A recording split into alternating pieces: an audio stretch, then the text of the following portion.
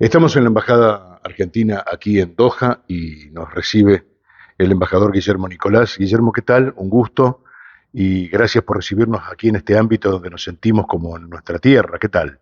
¿Qué tal? ¿Cómo estás? Buen día. En realidad es nuestra tierra, ¿no? Es nuestra casa, así que bueno, bienvenidos a su casa también. Bueno, ¿cómo han sido estos días donde justamente en este lugar se juega el Mundial y la Embajada es un punto de referencia para todos aquellos que tengan alguna necesidad? ¿Cómo fueron manejando lo que fue la previa y qué ha sucedido hasta aquí? Muy intensos, por supuesto, y con diferentes requisitorias por parte de los ciudadanos argentinos, ¿no? Las preguntas, los interrogantes fueron cambiando a medida que se acercaba la fecha del Mundial y después las necesidades cambiaron también durante estos últimos días con los argentinos ya aquí. Así que bueno, pasamos de consultas, por ejemplo, por tema Jaya a solucionar otros temas ya derivados de la presencia de argentinos, como por ejemplo emergencias médicas, robos que sufrieron algunos argentinos, pérdida de documentación, etcétera. Pero bueno, con mucho trabajo. ¿Por qué hubo tantos, o no sé si tantos, pero se hicieron públicos, se viralizaron los problemas con la Ayacar? Porque, bueno, de hecho existen algunos problemas, algunos derivados de errores en la carga, ¿no? De los datos, otros porque el sistema no toma bien generalmente los datos de los pasaportes, en otros casos porque el sistema informático tiene alguna falla y no responde a tiempo, y en otros casos porque la carga se hace con demasiada cercanía al día y el horario de los vuelos, y bueno, y no alcanza a ver una respuesta a tiempo. Pero efectivamente ha causado, ha provocado algunos problemas, y bueno, y en estos momentos también estamos con algunos de estos temas porque hay mucha gente, muchos argentinos que deciden venir ahora ya para cuartos de final, semifinal, y que bueno, en muy poquito tiempo, muy pocas horas necesitan tener la jaya y el sistema claramente no está preparado para dar respuesta en tan corto tiempo. Embajador, ¿cómo ha visto en general la organización del Mundial? Porque antes de llegar aquí, esta era una experiencia inédita para la FIFA, ¿eh? Desarrollar un Mundial en una ciudad con tantos partidos, con tantos espectadores que se iban a concentrar en una especie de cuello de botella y parece que todo ha fluido con naturalidad, pero no sé si usted tiene otra percepción. No, en general creo que es una experiencia positiva, ¿no? Más allá de problemas puntuales que se han venido dando, problemas organizativos, como hubo algunos problemas en los accesos a los estadios, el tema de las entradas también generó algún tipo de inconvenientes, pero en general, como bien decías, todo ha sido bastante fluido. Yo tenía algunas preocupaciones antes del inicio del Mundial, con la posibilidad de que la ciudad misma colapse, ¿no? La infraestructura de la ciudad, porque era muchísima gente en muy pocos días, pero la verdad es que está funcionando bien. Entiendo que ha llegado menos gente de la que esperaban. Un cálculo previo hablaba de 1.200.000 personas, y de acuerdo a datos oficiales del gobierno catarí, ingresaron hasta hace 3 días alrededor de 600.000. Ujú. Con lo cual probablemente esa diferencia es la que hizo la diferencia, precisamente, ¿no? Entre un funcionamiento normal y un eventual colapso. Pero más allá de eso, yo creo que está funcionando bien, y bueno, esperemos que siga así, ¿no?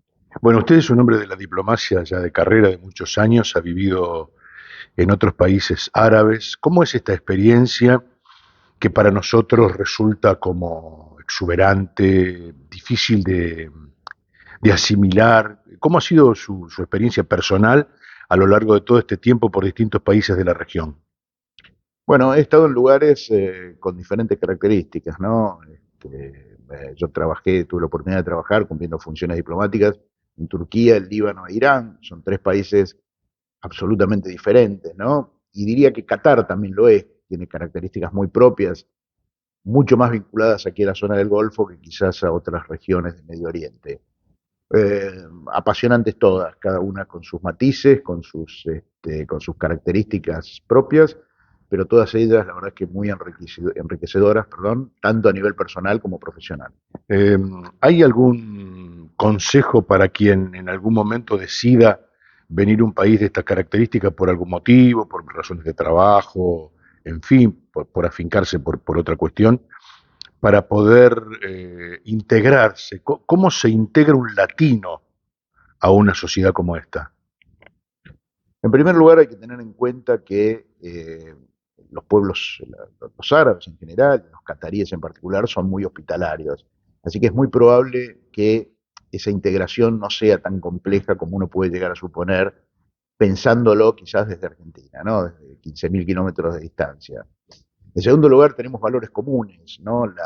El sentido de amistad,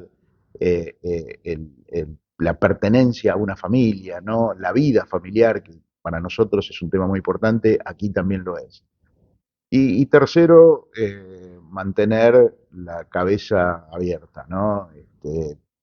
Por supuesto que hay muchas cosas que son diferentes, pero bueno, tratar de entender lo que es una cultura nueva, tratar de entender por qué muchas cosas ocurren, yo creo que con un poquitito de buena voluntad, por supuesto, pero además de un razonamiento lógico para precisamente entender esas características de cada país, uno puede integrarse aquí sin ningún tipo de problema. ¿Usted nació en San Francisco? Yo soy de San Francisco, sí, exactamente. Bueno, ¿y cómo fue fluyendo esta carrera? ¿Sentía que era su vocación? ¿O fueron pasando cosas en su vida que directamente lo pusieron en este sistema desde afuera tan subyugante que es la diplomacia? No, yo ya desde joven, en realidad me marcó mucho la guerra de Malvinas. Yo tenía 16 años, y estaba en el colegio secundario, ¿no? De aquella época, que eran 5 años, yo estaba en cuarto año, y me tocaba leer, yo leía muy bien, ¿no? En todo el curso leía de corrido, sin ningún problema, no tenía problemas de dicción, y me tocaba leer los discursos del canciller argentino mientras analizábamos la evolución de la guerra. Eh, Eso fue un clic, ¿no? Primero porque me gustó mucho, ¿no? Ese rol de cumplir un diplomático. Y después también entendí que resultaba absurda la muerte de tantos jóvenes, ¿no? En un conflicto bélico que quizás se podría haber resuelto por otras vías, y la otra vía era la diplomacia. Así que en ese momento, cuando tenía año 82, 16 años, decidí que la diplomacia podía ser una salida, ¿no? Interesante de acuerdo a lo que yo pensaba. Después estudié en la facultad y bueno, ahí ya en el año 90 me decidí, fui a rendir los exámenes e ingresé. Y después un poco por casualidad entré aquí a Medio Oriente siguiendo a un ex embajador, ¿no? Que era muy amigo mío. Lo acompañé a Turquía, después lo acompañé al Líbano, y yo ya me inserté un poco, ¿no? En esta región, ¿no? En estas nuevas experiencias, y me interesó muchísimo, me fui especializando en Medio Oriente y bueno, y aquí estoy. Finalmente le pregunto, embajador, ¿cómo se lleva la diplomacia con la política? Porque finalmente la mayoría está a merced de las decisiones políticas de un país. Bueno, en la Argentina existe un cuerpo permanente del servicio exterior, ¿no? Formado por diplomáticos profesionales.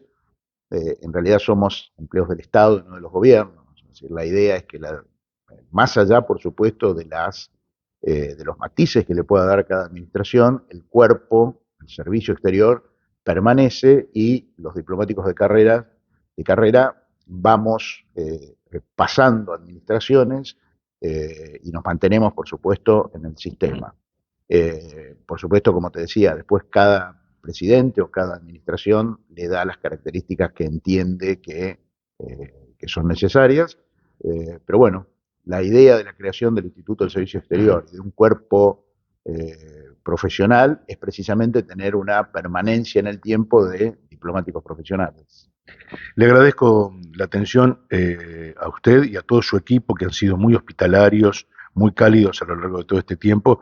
Bueno, todavía faltan unos días y esperemos que lo sigamos viviendo con la intensidad y el disfrute que nos permitimos también los periodistas hacer, abrir esa ventanita de estar en un lugar aquí como este, tan bello, tan extravagante, y que nos pasen cosas como a cualquiera es también enriquecedor. Así que muchas gracias. No, gracias a ustedes, han sido siempre muy amables, y bueno, ojalá podamos seguir teniendo estas entrevistas, ¿no? Porque significa que la selección argentina va avanzando en el mundo, sigue avanzando en el mundial. Así que bueno, muchas gracias por la visita.